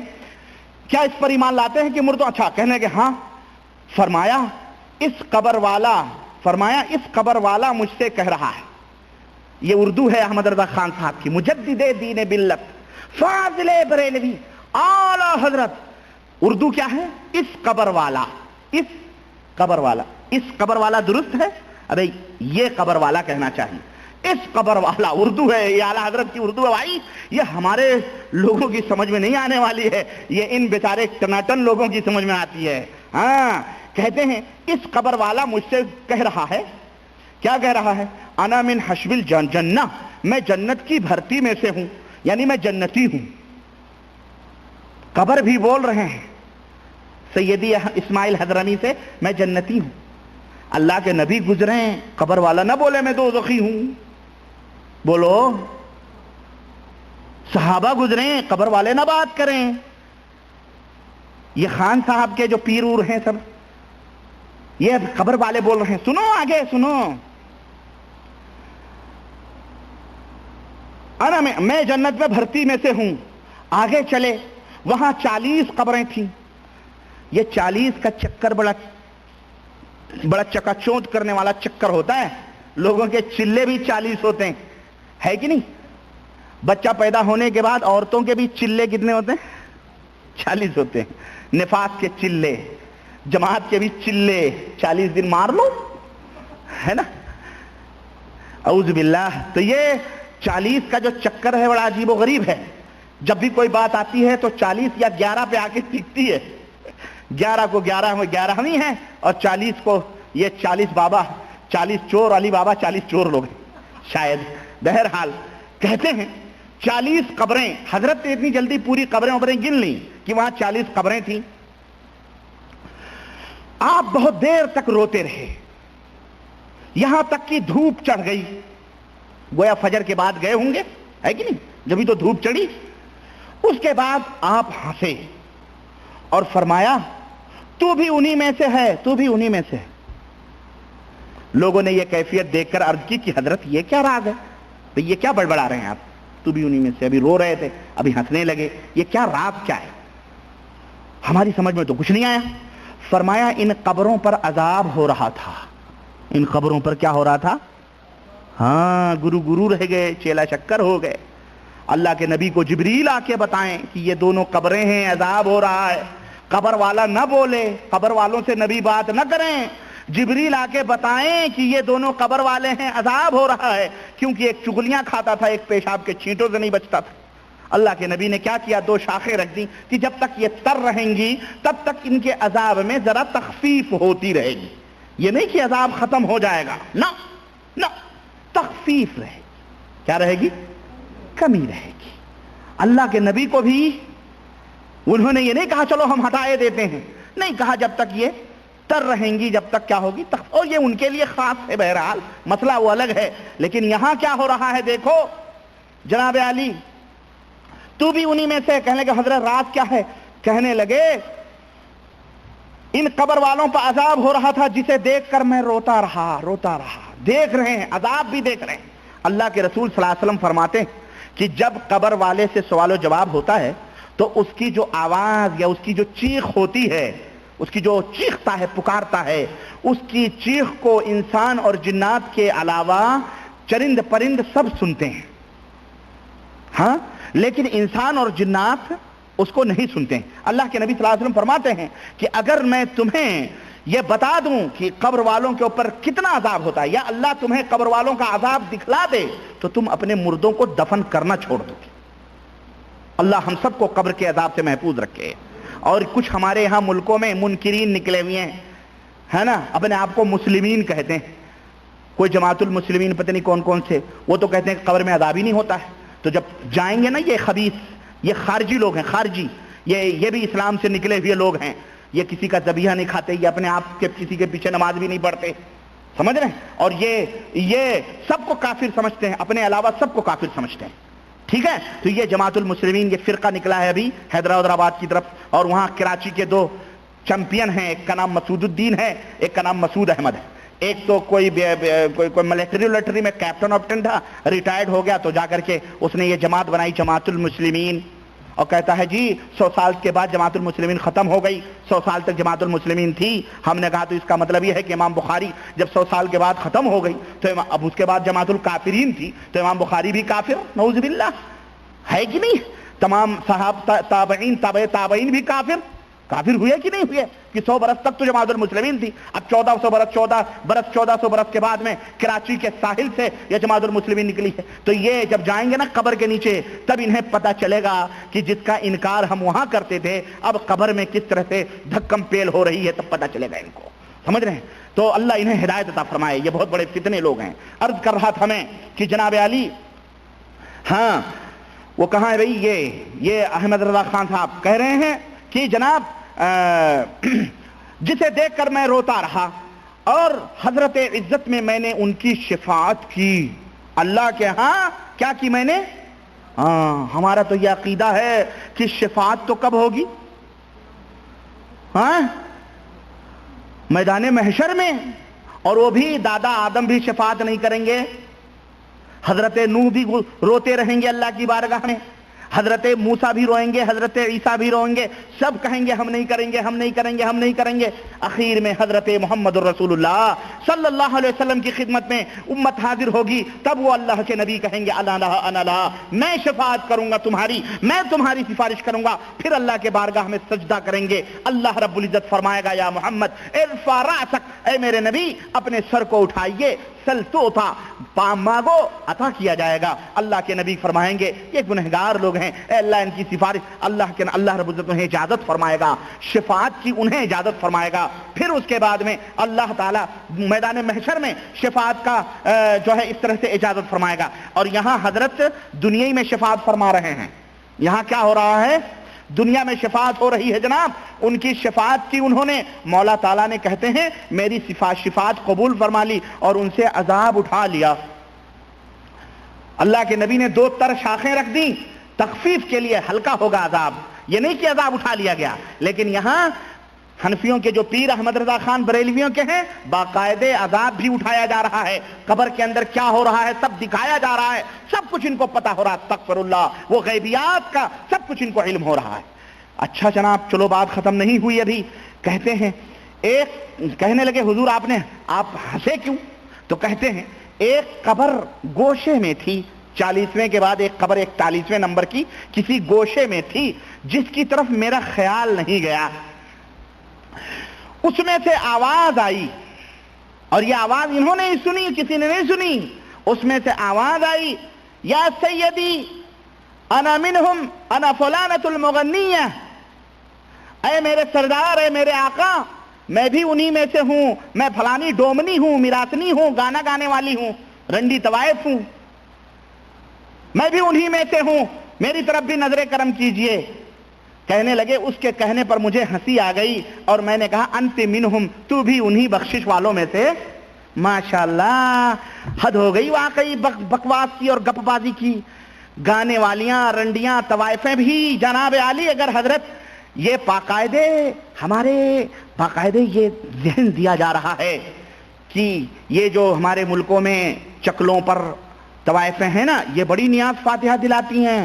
ہاں ارے جناب عالی، اگر بتیاں سلگا کے صبح حضرت کے نام کی 4 آنے 8 آنے کی، باقاعدہ اس میں اعلیٰ حضرت سے فتویٰ بھی پوچھا گیا ہے کہ اگر کوئی رنڈی فاتحہ دلانے کے لیے وہ کمائی استعمال کرے تو جائز ہی کہ نہیں؟ کہنے لگے اس طرح جائز نہیں ہے، تب رہا کسی سے قرض لے کر۔ میں تمہیں بتا دوں، کبھی کوئی ٹی ٹی ایس کہہ دے کہ نہیں یہ گپ ہانک رہے ہیں ہمارے اعلیٰ حضرت کے اوپر کیا کہتے ہیں، الزام لگا رہے ہیں، بڑی جلدی لوگ کہہ دیتے ہیں۔ آؤ میں بتاؤں رنڈی کی کمائی جائز ہے کہ نہیں، پتہ نہیں میں نے لکھا ہے کہ نہیں لکھا ہے کہیں، بہرحال یہ اسی ملفوظات اعلیٰ حضرت کے اندر موجود ہے۔ تو وہ کہتے ہیں کہ اپنی کمائی نہیں بلکہ کیا کرے، وہ کسی سے قرض لے لے، اور قرض لینے کے بعد وہ نیاز اور فاتحہ کروا دے، یہ اس کے لیے حلال ہے۔ ہم نے کہا تو پھر وہ جمع کیسے کرے گی؟ وہ قرض جو دے گی آخرکار وہ قرض پورا کیسے کرے گی؟ کیسے کرے گی؟ لیکن یہ چونکہ امام اعلیٰ اہل سنت والجماعت ہیں، ان کا فتویٰ ہے، اس لیے کوئی دوبارہ سوال نہیں کر سکتا ہے۔ بہرحال تو جناب علی اس طرح سے جناب یعنی یہ ذہن اور فکر دیا جا رہا ہے کہ اے رنڈیوں، اے طوائفوں، اے دنیا کی گنہگار لوگوں، تمہیں جو کچھ بھی کرنا ہے کرتے رہو، حیا شرم کچھ کرنے کی ضرورت نہیں، مرید ہو جاؤ، شفاعت تو تمہاری ہم کروا لیں گے۔ ہاں اسی لیے دیکھیں پیری مریدی کے جال بچھائے جا رہے ہیں، اور بچھا کر کے جناب علی خوب مریدیں بن رہی ہیں۔ طوائفیں بھی مرید ہیں بھائی، طوائفیں بھی۔ آپ کہو گے کہ جناب یہ کہاں کی بات ہے؟ آؤ جب بات آئی ہے تو ذرا اس گھر کا بھی تذکرہ کرتا چلوں۔ اگر ہم دیوبند سے سہارنپور نہ پہنچیں اور سہارنپور سے دیوبند نہ پہنچیں تو ہماری بات ختم نہ ہوگی۔ یہ بریلی کا گھرانہ تھا جہاں رنڈیاں بھی بخشائی جا رہی ہیں۔ ذرا اور آگے بڑھتے ہیں اور دیوبند پہنچتے ہیں۔ تذکرۃ الرشید یہ میرے ہاتھ میں ہے، اور حوالہ غلط ثابت کرنے پر جاؤ 4 آنے کا انعام، 54 انعام۔ سارے دیوبندی حضرات کو میرا چیلنج ہے، اور جتنے حنفی لوگ ہیں تمہارے انڈین، پاکستانی اور کیا کہتے ہیں بنگلہ دیشی، 54 انعام۔ کیوں؟ تمہارا ایمان 4 آنے بھر کا ہے، کیونکہ 3 تو تم نے شافعی، مالکی، حنبلی میں دیا ہوا ہے، 1/4 تمہارے پاس ہے، اس لیے 54 انعام دوں گا میں۔ اور جس دن پورا مومن ہو کے آؤ گے 1 روپیہ دے دیں گے، پھر تمہیں انعام دینے کی ضرورت ہمیں نہیں پڑے گی، تمہیں عرش والا انعام دے گا، اور وہ انعام ہوگا انشاءاللہ تبارک تعالی جنت الفردوس کا انعام ہوگا انشاءاللہ تعالی. تو ہم تمہیں کیا انعام دیں گے؟ آؤ ذرا، یہاں تو رنڈیاں معاف کرائی جا رہی ہیں، آؤ حیا اور شرم کا ایک ننگا ناچ دیوبند سہارنپور کے حویلی میں لے کے چلتے ہیں، وہاں کی خانقاہ کا تمہیں ہم مطالعہ کرواتے ہیں. شمس الدین صاحب آئیے، ہاں وہاں ہم تمہیں مطالعہ کرواتے ہیں، اور کس طرح سے جناب علی جلد نمبر 2 اور صفحہ نمبر 442، جلد نمبر 2 اور صفحہ نمبر 242، صفحہ نمبر 242 میں یہ دیکھیں جناب علی کیا ہو رہا ہے. 242 کہتے ہیں، 242 46 44 یہ ہے 42، صفحہ نمبر 242. آؤ یہ دیوبند کا پیر کیا کر رہا ہے، اور دیوبند کے پیر کے حالات دیکھیں ذرا، یہ کیا گل کھلا رہے ہیں. کہتے ہیں ایک بار ارشاد فرمایا حافظ ضامن علی جلال آبادی، فرمایا کہ ضامن علی جلال آبادی تو توحید میں غرق رہتے تھے، جو بزرگ توحید میں غرق رہتے تھے. یہ ارشاد کس کا ہے؟ یہ ارشاد ہے سوانح قدوۃ العلماء. سنو، سوانح قدوۃ العلماء، زبدۃ الفقہاء، فخر المحدثین، قطب العالم حضرت اقدس مولانا الحاج الحافظ رشید احمد قدس سرہ تذکر رشید، حضرت الحاج مولانا تالیف محمد عاشق علی صاحب میرٹھی نور اللہ مرقدہ، ان کے قبر کو اللہ نور سے منور فرمائے، لکھا ہوا ہے. ناشر مکتبہ شیخ زکریا، یہ جناب زکریا صاحب جنہوں نے فضائل اعمال تبلیغی نصاب لکھے ہیں، یہ ان کا مکتبے کا نام ہے، یہ ان کے مکتبے سے یہ کتاب چھپی ہوئی ہے زکریا صاحب کے. ہاں، اس مفتی اسٹریٹ سہارنپور یوپی کی یہ کتاب ہے. تو اس کے اندر صفحہ نمبر جلد نمبر 2 صفحہ نمبر 242 پہ لکھتے ہیں کہ ایک بار ارشاد فرمایا رشید احمد صاحب گنگوہی نے کہ حافظ ضامن علی جلال آبادی کیونکہ سہارنپور میں ان کی رنڈیاں مرید تھیں. اب آپ تو نہیں کہہ سکتے کہ رنڈیاں کیسے مرید ہوتی ہیں. جتنی رنڈیاں ہیں، دیکھیں بات بڑی کڑوی ہے لیکن موقع آیا ہے بول رہا ہوں، سب اہل سنت والجماعت ہیں، TTS. ہاں، جتنی طوائفیں رنڈیاں ہیں سب اہل سنت ہیں. ہمارے ملکوں کی، چاہے وہ پاکستان کو، بنگلہ دیش کی، چاہے وہاں کی، سب جو مسلمان ہیں اپنے آپ کو کہتی ہیں نا، وہ سب TTS ہیں، اہل سنت ہیں. سنیں، اسی اور ان میں دیوبندی بھی ہیں. دیکھو کیوں کہتے ہیں حافظ جلال آبادی کی سہارنپور میں رنڈیاں مرید تھیں. ایک بار یہ سہارنپور میں کسی رنڈی کے مکان پر ٹھہرے ہوئے تھے. اب آپ سے میں پوچھوں کہ یہ پیر آتا تھا تو یہ رنڈیوں کے گھر پہ کیوں رہتا تھا؟ کیوں رہتا تھا کجڑیوں خسریوں کے گھر؟ اس کو کوئی مہذب پاک گھرانہ نہیں ملتا تھا؟ رنڈیوں کے گھر میں یہ دیوبندی پیر کیا کرتا تھا؟ پوچھو ذرا ہمارے تبلیغی جماعت دیوبند کے لوگوں سے، جنہوں نے اس کتاب کے اندر یہ واقعہ لکھا ہے کہ یہ، اور پھر یہ جو بیعت لی ہوئی تھی رنڈیوں نے، دیوبندیوں کے ہاں تو یہ عقیدہ ہے کہ بغیر شوہر کی اجازت کے عورت کسی کو اپنا پیر نہیں بنا سکتی. تو یہ جو رنڈیاں تھیں، سوال یہ ہے یہ کس کی اجازت سے حضرت کی مریدنیاں تھیں؟ ایسا تو نہیں کہ سب کے شوہر شوہر نامدار اکلوتے شوہر تھے. ہو سکتا ہے، کیونکہ کتوں کے بھیڑ میں کتا ہی جا کے بیٹھتا ہے، انسانوں کے بھیڑ میں انسان آتا ہے، اور رنڈیوں کے بھیڑ میں بھڑوے اور دلال ہی جاتے ہیں. تو یہ پیر انہی لوگوں کا تھا. سنو، کہتے ہیں مریدنیاں مکان پہ ٹھہرے ہوئے تھے. سب مریدنیاں اپنے میاں صاحب کی زیارت کے لیے، اپنے میاں صاحب، اگر 2-4 دفعہ کوئی عورت کسی مرد کو میاں کہہ دے تو غلط فہمی میں ہو جائے گا، کہیں ہم ہی تو نہیں اس کے شوہر ہیں، ہے کہ نہیں؟ ڈر جائے گا وہ بیچارہ. یہ اپنے میاں صاحب کی زیارت کے لیے حاضر ہوئی، مگر ایک رنڈی نہیں آئی. اعوذ باللہ. کلمہ دیکھو میرا نہیں ہے، یہ بڑا کاٹدار کلمہ ہے جو حضرت رشید احمد گنگوہی استعمال کر رہے ہیں. ہمارے بہت سارے اخوان دوست جو ہیں، اللہ انہیں ہدایت عطا فرمائے، کچھ اپنے بھی ہیں، پرائے خیر تو ہم میٹھا بھی بولیں گے تو انہیں کڑوا لگے گا، لیکن ہمیں اپنوں سے بھی شکوہ ہے. کچھ اپنے اخوان ہیں، کہتے ہیں یار زبان بڑی سخت ہوتی ہے. ارے ہم نے کہا یار اس سے بھی زیادہ سخت کوئی بول سکتا ہے؟ ڈومنی، رنڈی، طوائف.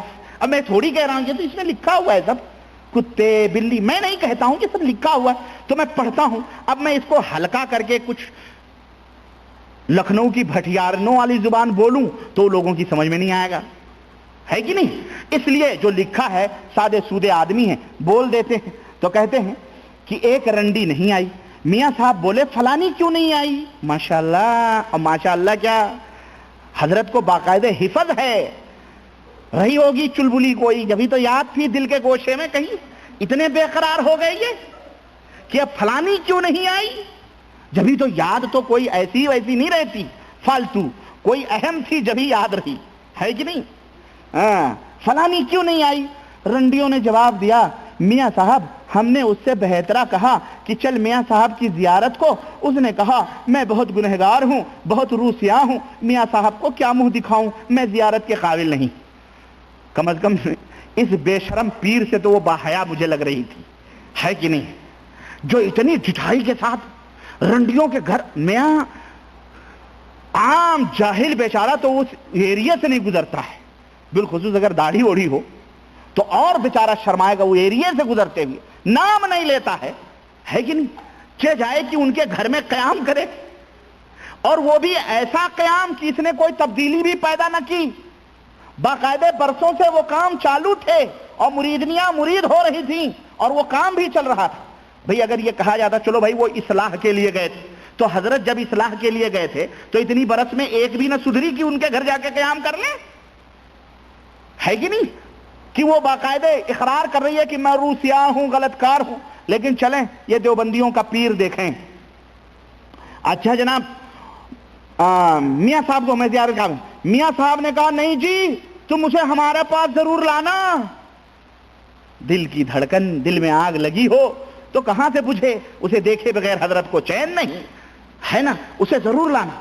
ہمارا پیر تھا نا, ہمارا پیر, رب ذوالجلال کی قسم ہے, بہرائچ, گونڈا, بستی, اور ہم تو اجمیر تک گئے اس کے ساتھ, اور بہت دور دور گئے. بہرحال ہمارے گلے میں تعویذ کی تھیلی لٹکی رہتی تھی, ایک طرف قرآن کا تھیلا, ایک طرف تعویذ کی تھیلی. اعوذ باللہ. جب وہ گاؤں سے نکلنا ہوتا تو ہر گھر میں جاتا, وہ ہر گھر میں جاتا. کیوں جاتا؟ مرد لوگ تو باہر نذرانے دے دیتے, عورتوں کا کون وصول کرے, تو گھر میں جاتا. تو گھر میں مصلی بچھا رہتا, وہاں ایک گلاس میں پانی رہتا, وہ پانی پیتا اور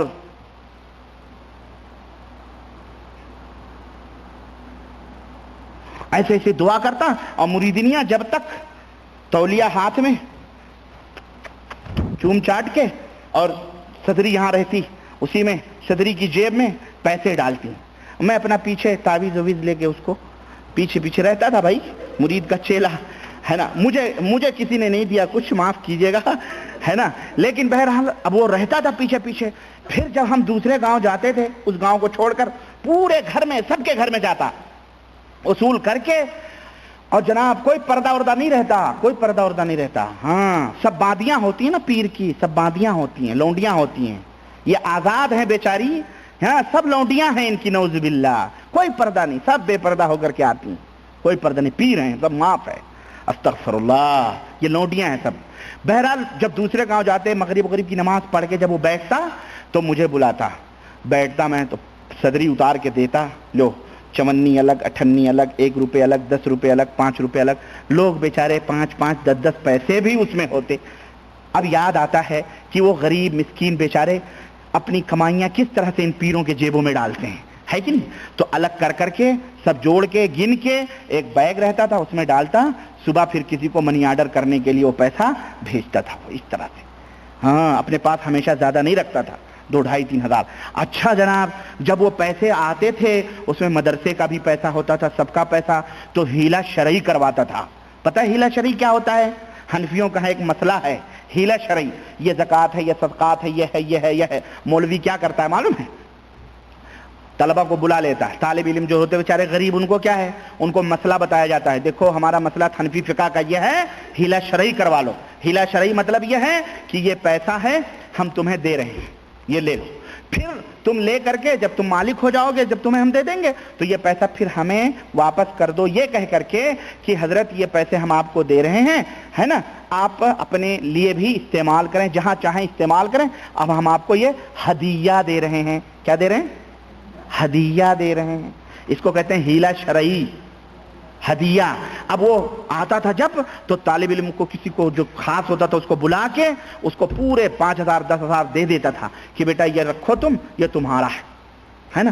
تو وہ سب پتا رہتا ہے کہ کیا کرنا ہے. تو پھر وہ کہتا ٹھیک ہے حضرت یہ ہمارا ہے, اب میں اپنی طرف سے آپ کو ہدیہ دیتا ہوں, یہ ہدیہ ہے, رکھ لیں آپ. اس طرح سے لوگوں کے صدقات اور زکات یہ کھاتا ہے، اللہ کی قسم ہے، اعوذ باللہ، استغفر اللہ، اس طرح سے حنفیوں میں ہیلا شرعیاں چلتی ہیں۔ تو جناب علی بہرحال اب جیسے احمد رضا خان صاحب نے رنڈیوں کے فاتحے کو بھی قرار دیا نہیں ہیلا شرعی، تو ویسے سمجھ لیجئے۔ اچھا خیر آگے بڑھتے ہیں، پیروں کی بات آئی ہے، اس طرح عورتوں میں پیر جاتا تھا، تو یہاں تو بیٹھ کے مرید کر رہا، بہرحال کہنے لگے جی اسے لے کر آئیں، چنانچہ جناب وہ دوسرے دن وہ بیچاری مرتی نہ تو کرتی کیا، آئی میاں صاحب کی زیارت کو، آئی سامنے میاں صاحب نے پوچھا، جب آئی وہ میاں صاحب نے پوچھا بھی تم کیوں نہیں آئی تھی، تم کیوں نہیں آئی تھی میری زیارت کے لیے؟ اس نے کہا حضرت روح سیاہی کی وجہ سے زیارت کو آتی ہوئی شرماتی ہوں، بہت روح سیاہ ہوں، گنہگار، ان کی طرح بے شرم تو نہ تھی وہ، ہے نا۔ لیکن دیکھو دیوبندی پیر کیا کہہ رہا ہے، ہاں، اور دیوبندیوں کو تکلیف نہیں ہونی چاہیے، معاف کیجئے گا اگر میں نام لے رہا ہوں تو کوئی جرم نہیں کر رہا ہوں۔ اور دیوبندی کس کو کہتے ہیں؟ ان کی نسبت بھی اللہ کی طرف نہیں، رسول کی طرف نہیں، وہ دیوی دیوتاؤں کی طرف، دیوبند، پہلے اس دیوبند کا نام کیا تھا؟ دیوبند، دیووں کا جنگل، اب وہ کہتے کہتے دیوبند ہو گیا، تو یہ سب دیوبندی ہیں، اسی دیوی دیوتاؤں کی طرف منسوب ہیں، ان کو نسبت بھی کرنے کو ملی تو صحیح، بولو صحیح نسبت نہ ملی، غریبوں کو صحیح ٹھکانہ نہ ملا، غریب نہیں، بہت چالاک لوگ ہیں، اور کوا چالاکی میں صبح اٹھ کے گو کھودتا ہے، معروف ہے، مشہور ہے یہ۔ کہنے لگے بھی تم شرماتی کیوں ہو؟ سنو میاں صاحب بولے بھی تم شرماتی کیوں ہو؟ سنو ذرا غور سے سنو، یہ جملہ سنو، تم شرماتی کیوں ہو؟ کرنے والا کون اور کرانے والا کون؟ وہ تو وہی ہے نا، استغفر اللہ، یعنی اللہ۔ تم زنا کرواتی ہو یا جو تم سے زنا کرتا ہے، وہ سب کرنے اور کروانے والا اللہ ہے، استغفر اللہ، اعوذ باللہ، اور لعنت ہو ایسے لوگوں پر جو اس طرح کے ولایت اور اس طرح کے واقعات ولیوں اور بزرگوں کی طرف کر کے اس طرح کی باتیں کرتے ہیں۔ اور یہ دیوبندیوں کا میں سمجھتا ہوں، اعوذ باللہ، میں مجھے نہیں کہنا چاہیے، لیکن کیا اللہ، کل ہی میں نے اس ہفتے میں نے کہا تھا کہ یہ بریلویوں کا اللہ ہوگا جس کا شوہر ہوگا نعوذ باللہ اس دنیا کے اندر، ورنہ اللہ ایک ہے، اس کا نہ کوئی شوہر ہے، نہ اس کا کوئی بیٹا ہے، نہ اس کی کوئی بیٹی ہے، نہ اس نے کسی کو جنم دیا ہے، نہ اس سے کسی نے جنم لیا ہے۔ قل هو اللہ احد، وہ ہمارا اللہ ہے، ان کا اللہ، ان کا شوہر یہ دیوبندیوں کا نعوذ باللہ اللہ ہو سکتا ہے، استغفر اللہ، جو زنا کرتا ہو نعوذ باللہ۔ اور وہی میں کہتا ہوں یہ عقیدہ تو یہودیوں نصرانیوں نے بھی اللہ کے سلسلے میں نہ رکھا کہ اللہ بھی نعوذ باللہ زنا کرتا ہے یا کرواتا ہے، اعوذ باللہ۔ بولو یہ کیا ہے؟ یہ ایمان ہے، یہ توحید ہے؟ کہتے ہیں وہ توحید میں غرق رہتے تھے، یہ دیوبند کا توحید ہے۔ اور سنو بعض دیوبندی حضرات تعویل کرتے ہیں، کہتے نہیں اس کا یہ مطلب ہے، تو میں یہی کہا کرتا ہوں کہ رنڈی سمجھ گئی، دیوبندی نہیں سمجھا، رنڈی سمجھ گئی پر دیوبندی کی سمجھ میں بات نہیں آئی۔ کیوں؟ اس کے چہرے پر اپنے بزرگوں کا کی ولایت اور ان کے تقدس کا چشمہ لگا ہوا ہے، اور حد ہو گئی کفر کی۔ سنو پھر وہ رنڈی سن کر آنکھ بگولا ہو گئی اور خفا ہو کر کہا لا حول ولا قوت، اگرچہ میں گنہگار ہوں مگر ایسے پیر کے منہ پر پیشاب بھی نہیں کرتی، اور یہ کہہ کر کے وہ چلی گئی۔ رنڈی سمجھ گئی لیکن دیوبندی بولو نہیں سمجھے، نہیں سمجھے۔ یہاں ڈومنیا قبروں میں احمد رضا خان بریلی کے معاف ہو رہی ہیں مغنیاں، میراتنیاں، طوائفیں، اور یہاں دیوبند میں باقاعدے کرنے کرانے والا سوالاب ثابت کیا جا رہا ہے۔ بولو مسلمانوں یہ کفر کہاں سمانے والا ہے؟ اور ہمارے لوگوں کو جا کر کے ہندوستان میں کوئی بتائے اور ان کو بتلائے، ہندوستان پاکستان کے ان اپنے آپ کو دیوبندی اور اپنے آپ کو بریلی کہنے والے ان حنفیوں کو، کہ تم تو سر سے پیر تک جن کو اپنا ولی تصور کرتے ہو یہ اتنے بڑے فاسق و فاجر اور اتنے بڑے بدعقیدہ اور بدمذہب لوگ ہیں جنہوں نے اپنی کتابوں میں یہ تمام سب باتیں لکھی ہیں۔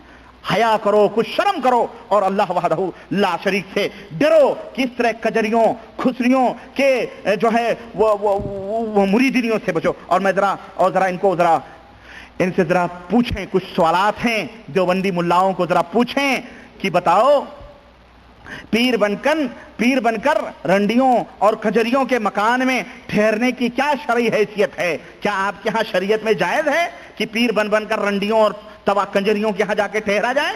اسی طرح سے ان دیوبندی مولویوں سے پوچھو کہ یہ رنڈیوں کے جماعت کی جماعت اور غول کی غول اور جو زیارت کرنے کے لیے حضرت کے پاس آتی تھیں، کیا یہ اپنے اپنے شوہروں کی اجازت لے کر کے آتی تھیں؟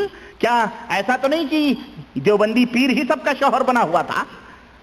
اسی طرح سے یہ بھی پوچھئے کہ رنڈیوں اور کھجریوں کی مریدنیوں کا یہ جو لشکر جرار حضرت کی زیارت کے لیے آیا تھا اور جو اپنے نام نہاد دیوبندی پیر کی زیارت کے لیے یہ تمام سب یہ جمع غفیر اور یہ بھیڑ آئی تھی، یہ سب رنڈیاں اپنے اپنے شوہروں کی اجازت سے مرید ہونے آئی تھیں یا کیا معاملہ تھا؟ اسی طرح سے ان سے بھی پوچھو دیوبندیوں سے کہ دیوبندی پیر ایک ایک رنڈی کو پہچان رہا ہے، ایک ایک رنڈی کو باقاعدے پہچان رہا ہے، تو وہ کیسے پہچانتا تھا؟ اس کے پاس کون سا آلہ تھا کہ وہ پہچانتا تھا کہ یہ رنڈی فلاں ہے، یہ رنڈی فلاں ہے، یہ رنڈی فلاں ہے؟ یا ایسا تو نہیں تھا کہ ہم تمہیں دیکھا کریں تم ہمیں دیکھا کرو، یا دل کے آئینے میں ہے تصویر یار جب ذرا گردن جھکائی دیکھ لی؟ یہی معاملہ ہو سکتا ہے۔ اور یہ بتاؤ کہ ایک رنڈی کھجڑی کھچری پر اپنی نظریں برقرار رکھنا یہ کہاں کی امانت اور دیانت اور ولایت کا تقاضا ہے؟ بتاؤ، اعوذ باللہ۔ اور پھر ان رنڈیوں کو کجریوں کھچریوں کو مریدنیاں بنا کر کے ان کے گھر قیام کرنا، ان کے کھانے کھانا ان کے ساتھ، یہ سب کیا ہے؟ یہ سب شریعت ہے؟ یہ سب اسلام ہے؟ ان دیوبندی مولویوں سے پوچھو، اور اس کتاب کے ماننے والے اور لکھنے والے جو اپنے آپ کو دیوبندی کہتے ہیں ان سے بھی پوچھو کہ بھائیو بڑے توحید اور تبلیغی جماعت والوں سے کہ کیوں تم لوگوں کو گمراہ کرتے ہو؟ اما اللہ رسول کی بات کرو، اللہ رسول کی طرف لوگوں کو دعوت دو۔